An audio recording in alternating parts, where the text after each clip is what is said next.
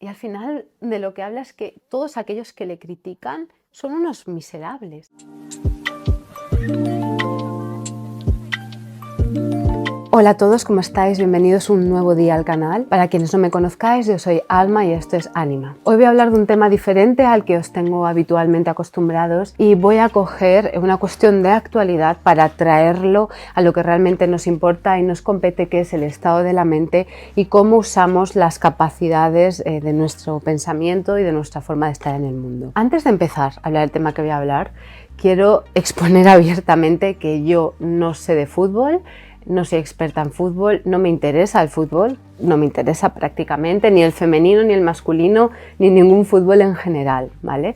Entonces mi opinión no va a ser desde la profesionalidad, sino más bien desde el componente humano que hay detrás de las situaciones, el componente emocional, mental, relacional, etcétera, todo esto que normalmente manejamos en el canal. Y el caso es que, bueno, pues hace una semana ganaba el Mundial de Fútbol la selección femenina. Y como ya sabéis la mayoría, Rubiales, ¿cómo se llama de nombre Rubiales? Creo que es Luis Rubiales. Vale. Oye, ¿qué pasa? ¿Te voy a hacer yo el vídeo? Yo no sabía ni quién era Rubiales antes de que esto aconteciera. Bueno, y como sabes la mayoría, el presidente de la Federación Española de Fútbol, Luis Rubiales, le dio un beso a modo de celebración a una de las futbolistas. No quiero entrar a debatir si está bien o si está mal. ¿Qué ocurre? Que desde hace una semana, en lugar de hacerse bombo a la victoria de la selección femenina de fútbol, pues se viene hablando de esta cuestión del beso. Un tema en el cual no pensaba entrar, como a muchos otros que no entro. Lo que pasa es que sí he visto la importancia de reseñar lo que está pasando con la mente en esta situación como en tantísimas otras. Estaba paseando hace 2 días a mi perra y de repente un señor me para por la calle, un señor que no conocía de nada, y me dice: oye, dice, tú que eres mujer, ¿qué opinas de lo de Rubiales? Entonces lo que estoy viendo es que en parte hay una opinión pública al respecto, bueno, una opinión pública, una opinión de las personas de la calle al respecto, y luego la opinión pública, que serían los medios políticos, etcétera, grandes empresas, que van todos en la misma línea a la hora de hacer comunicados en contra de este hombre por lo que hizo. Digamos que a esta situación se están uniendo un montón de alimañas para crucificar a una persona por algo que hizo, por lo que él mismo pidió disculpas, presionado o no por la opinión pública, por la federación, por lo que sea, no importa. No es lo que aquí me compete, sino cómo lo están utilizando gran parte de la sociedad, o una parte, no sé en qué proporción, para tirarse a degüello contra él. Como decía en un vídeo hace poco, que dejaré aquí enlazado, al final me parece realmente deleznable cómo de fácil y de cómodo es desde el sofá de tu casa, desde la comodidad de tu casa, ponerte a criticar una acción, un error, vamos a entender que es un error o un impulso por el que se dejó llevar esta persona porque posteriormente pidió perdón, y cómo se hace leña de ese error. Y me llama la atención cómo para una dirección los errores quedan difuminados y nadie asume responsabilidades, pero para otra cuestión hay errores que son imperdonables. Los errores son errores, los cometa quien los cometa. Si no estamos cayendo en un sesgo de autoridad, si lo hace esta persona que me simpatiza, es un pequeño error, pero si lo hace esta persona que tiene una línea de pensamiento diferente a la mía, voy a estar haciendo leña y voy a estar subiéndome al tren de lo fácil para hacer comunicados en nombre de una empresa, de un partido político o en nombre de un periódico, para ver lo malo y malísimo que en este caso es esta persona. Cómo nos relacionamos con el error del otro, es cómo nos relacionamos con nuestro propio error.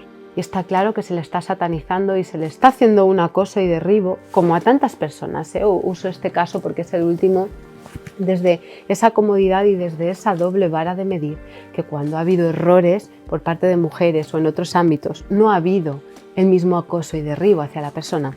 Y todo esto lo voy a relacionar con una parte de un texto de Rudolf Steiner que habla sobre lo siguiente. Leo las partes destacables. Dice: en una época crítica, los ideales son envilecidos, otros sentimientos ocupan el lugar del respeto, de la veneración, de la adoración y de la admiración. Nuestra época reprime cada vez más estos sentimientos, de modo que solo en grado muy reducido pueden cultivarse en el hombre a través de la vida cotidiana. El que busque el conocimiento superior, es decir, la espiritualidad, la ampliación de la conciencia, deberá suscitar esos sentimientos en sí mismo, infundirlos en su alma. Esto no es posible por medio del estudio, sino por la vida misma. Por consiguiente, quien quiera llegar al discipulado deberá desarrollar por rigurosa educación de sí mismo los sentimientos de devoción. Es decir, aquí está hablando cómo en la sociedad extremadamente materialista en la que vivimos se ha perdido esa tendencia al respeto, a la devoción y a la adoración, no como idolatría, ojo, porque matiza muy claramente. Hay que destacar que en el saber superior, en ese conocimiento de los mundos superiores,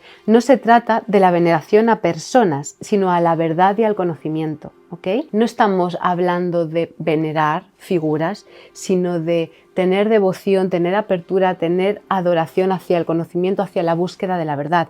Y en esa búsqueda de la verdad no tiene cabida ningún tipo de personalización. En la búsqueda de la verdad tenemos que ver si es justo o no ir a degüello hacia Rubiales por un error. No pensar si el hombre nos cae bien o mal, si ha cometido un error perdonable o no, pues nosotros no somos los jueces de lo que es digno de perdón o no, sino la cuestión es, un error aisladamente de quien lo haya cometido, ¿ha de castigarse de esa forma? Porque tengamos en cuenta algo, si nosotros castigamos el error de otro de esa manera, así es como esperamos que se castiguen nuestros errores. Y salvo que seamos totalmente ajenos a cometer cualquier tipo de error, que hasta ahora no he conocido nadie que esté en esa coyuntura, ¿quién nos da el poder o quién nos da la potestad de poder juzgar tan duramente al otro? ¿Quiénes somos nosotros para actuar así, para juzgar tan duramente al otro sin saber las circunstancias? Y lo que veo que una serie de alimañas se están agarrando al cuello de esta situación y se están alimentando de ello. ¿Para qué? Para limpiar su imagen, para limpiar su ego. ¡Hey, que yo también estoy en contra de Rubiales! ¡Mírame qué bueno soy! ¡Mírame qué despierto, entre comillas, estoy! Nada que ver, te está subiendo, como decía en aquel vídeo, al carro de lo facilón. ¡Qué fácil!, ¿no? Cuando ya está hundido en el suelo este hombre, qué fácil es pisarle y aplastarle, ¿verdad? Hablo de él como de cualquiera, vuelvo a matizar, que a mí personalmente Rubiales no sabía ni quién era hasta hace una semana, ni lo sabía. Pero son los medios, son las voces populares los que han puesto es la cúspide de la pirámide a esta persona, aunque sea para atacarla, para justificar su buenismo, para no mirarse a ellos mismos. Conecto con la última frase. Esto no es posible por medio del estudio, sino de la vida misma. Es decir, no vale teorías bonitas y buenas intenciones, sino aplicarlo en nuestra vida. Por consiguiente, quien quiera llegar al discipulado deberá desarrollar por rigurosa educación de sí mismo el sentimiento de devoción. Es decir, empezar a ver el lado bueno de las cosas, el lado bueno de las personas, tratar de ser comprensivos, porque como seamos con el otro es como mañana seremos con nosotros mismos y como mereceremos que otros nos traten. En todo lo que le rodea y en sus experiencias deberá buscar lo que puede infundirle sentimientos de admiración y de reverencia. Si me encuentro con una persona, aquí va lo de Rubiales, y critico sus debilidades, me despojo de mi fuerza cognitiva superior. Pero si trato de contemplar con afecto sus buenas cualidades, acumulo tal fuerza. La fuerza superior, la fuerza cognitiva superior que se pierde. Si tú te pierdes en la crítica, en el resentimiento, mira a ese, mira al otro y lo mal que lo ha hecho y mira ese error y te ensañas con ello, pierdes tu propia fuerza, tu propia capacidad de admiración y veneración. Con esto digo, ¿vayamos a admirar a Rubiales por lo que ha hecho? No, sino que cada uno ha de cultivar el buen pensar en su mente, porque toda esa serie de deseos tan feos hacia el otro, ¿qué crees? ¿Que al otro le llegan? Este hombre es completamente ajeno a lo que tú piensas, a tu opinión horrible acerca de él. Quien se queda con esos pensamientos tan feos dentro de uno es quien los piensa. Desde tu casa, sí, estás criticándole lo mal que lo hizo, muy bien. Pierdes tú por pensar así acerca de él, pierdes tú por hacer saña hacia alguien que se ha equivocado o que lo ha hecho por inconsciencia o por el motivo que sea. Yo no voy a analizarlo porque no lo sé, no he hablado con él, no sé el motivo por el que actuó como actuó, pero lo único que estoy viendo es cómo la gente está haciendo leña de esta persona por lo que ocurrió. Porque este hombre que me paró en la calle para preguntarme, él me decía, pues yo creo que es fruto de un impulso que le salió así natural. Y creo que hay más personas que piensan así. Pero cómo está el buenismo, cómo está esa censura que hay en la voz pública en la que a nadie se le ocurra decir, jolín, pues este Rubiales, pues no pasa nada, le habrá salido natural. Porque como se le van a echar el cuello a esa persona, todo el mundo quiere salvarse a sí mismo. Y como quiera salvarse a sí mismo, dice, bueno, voy a decir lo que está socialmente o políticamente bien visto para que no se me echen al cuello. Pero para que tú quedes bien lo estás haciendo a costa de otro. Venga, a este cadáver, que es Rubiales, metafóricamente hablando, a este cadáver ya nos da igual. Vamos a escupirle encima porque yo me quiero salvar mi pellejo. Qué triste y qué miserable es eso. El discípulo debe estar siempre atento a observar estas indicaciones, las indicaciones de no buscar la crítica y la hazaña hacia el otro. Los investigadores de la ciencia oculta saben por experiencia cuántas fuerzas deben a la actitud de considerar siempre el lado bueno de las cosas, absteniéndose de todo juicio censurador. Pero esta actitud no debe limitarse a reglas externas para la vida, sino que debe compenetrar lo más íntimo de nuestra alma. Depende de cada uno lograr perfeccionarse y paso a paso transformarse a sí mismo. Pero esta transformación ha de producirse en lo más íntimo del ser, en los pensamientos. No basta con demostrar respeto a un ser en mi actitud exterior. El respeto debe vivir en mis pensamientos. No vale el buenismo de decir, no, yo te perdono, hermano, o no, Rubiales es uno más, y si luego hay un juicio interior hacia él. Solo tienes que serte fiel a ti mismo, solamente tienes que ser congruente a ti mismo, que es lo opuesto a lo que pasa en los medios de comunicación. Nadie, hablo de nadie o gran parte, habrá quienes sí, ¿vale? Hablo de la gran mayoría.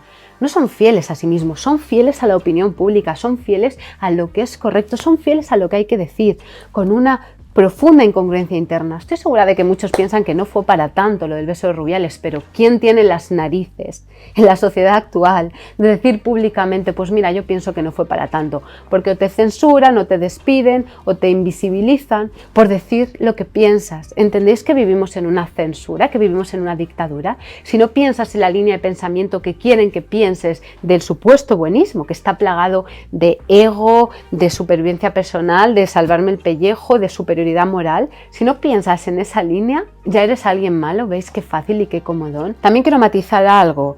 Aquí dice que inviertas tu fuerza en considerar el lado bueno de las cosas, absteniéndote de todo juicio censurador. Aquí quiero explicar muy bien la diferencia entre un juicio censurador, que sería esa crítica, Rubiales, tú, malo, tú, en fin, toda esta basura que se está generando, y el juicio de diferenciar.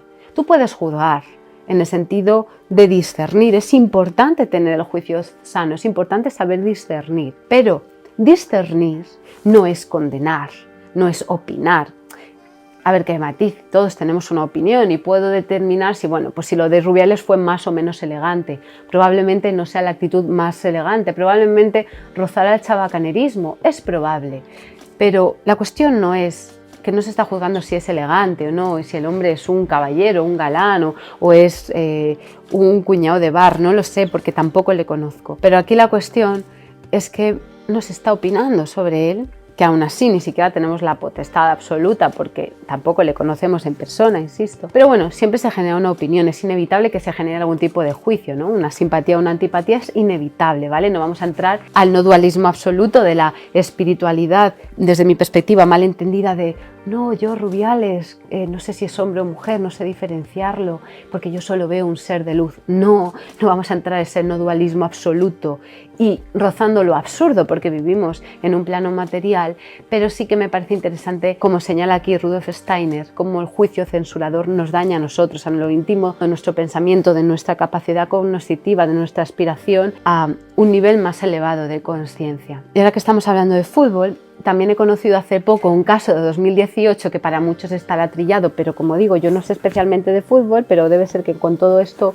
de Rubiales pues está dándose más este tema en mi entorno, lo estoy escuchando más, y tiene que ver con el exportero del Liverpool, Karius, que pues en la final de la Champions del 2018 cometió un par de errores, a los que entendáis de fútbol, bastante importante en dos goles que le metió el Real Madrid. Lo resumo mucho y perdonadme quienes sepáis de fútbol porque quizás os parece que lo comento de forma un poco tosca, porque no es muy fuerte el fútbol, ni pretendo que lo sea, pero el caso de este futbolista, para que quienes como yo seáis un poco analfabetos en el mundo del deporte y del fútbol en concreto, resulta que eso, que paró, bueno, pues hubo dos goles que eran muy fáciles de parar, un saque cuando sacan el portero, pues que Benzema con gol, y otra parada que fue relativamente fácil, ¿no?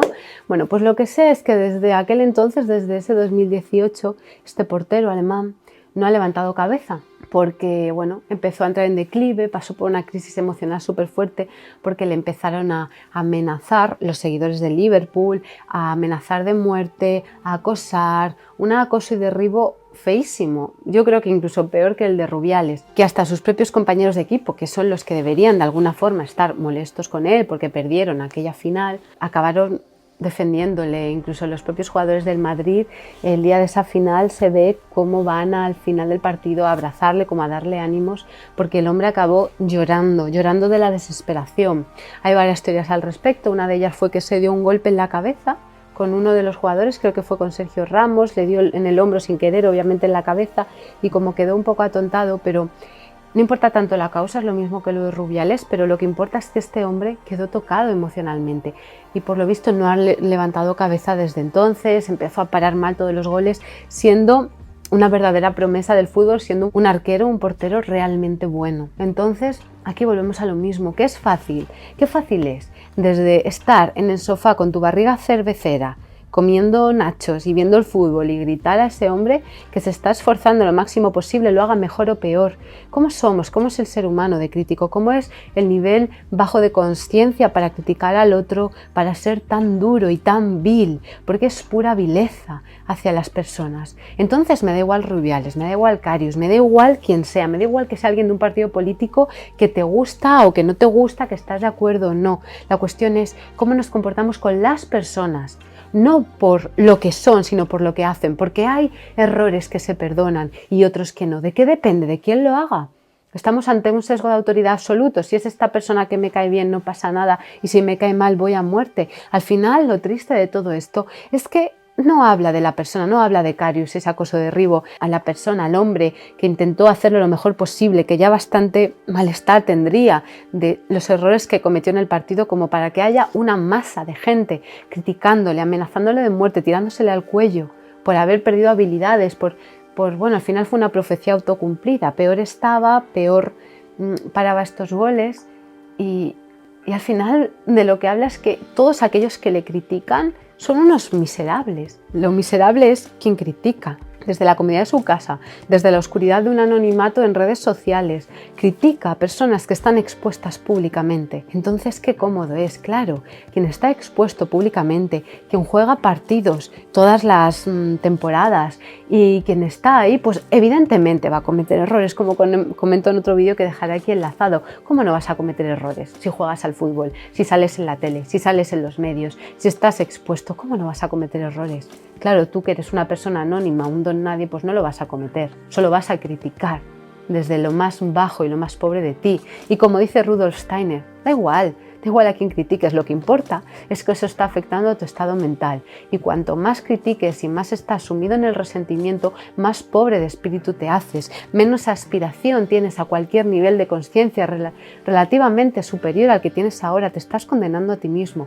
No condenas a Karius, no condenas a Rubiales, te condenas a ti. Y voy a leer ya para finalizar un último trocito de esta lectura. Cada momento en el que nos disponemos a reconocer conscientemente lo que existe en nosotros de juicio desfavorable, censura o crítica con respecto al mundo y a la vida, nos aproxima al conocimiento superior y nos elevamos rápidamente si en tales momentos impregnamos nuestra conciencia tan solo de pensamientos de admiración, de estima y de veneración hacia el mundo y hacia la vida. Quien tenga experiencia en estas cosas sabe que en tales instantes se despiertan en el hombre fuerzas que, de lo contrario, permanecerían latentes. De este modo se le abren al hombre los ojos espirituales. Empieza a percibir cosas en torno suyo que antes no veía. Comienza a comprender que anteriormente solo había visto una parte del mundo circundante. Aquí no es una cuestión de que seamos perfectos, de que nunca exista un juicio censurador o una crítica, que claro que puede darse, porque somos humanos. Aquí no es la cuestión, como siempre digo, de ser perfectos. Aquí la cuestión es que nada más que tú te des cuenta que estás entrando en la crítica,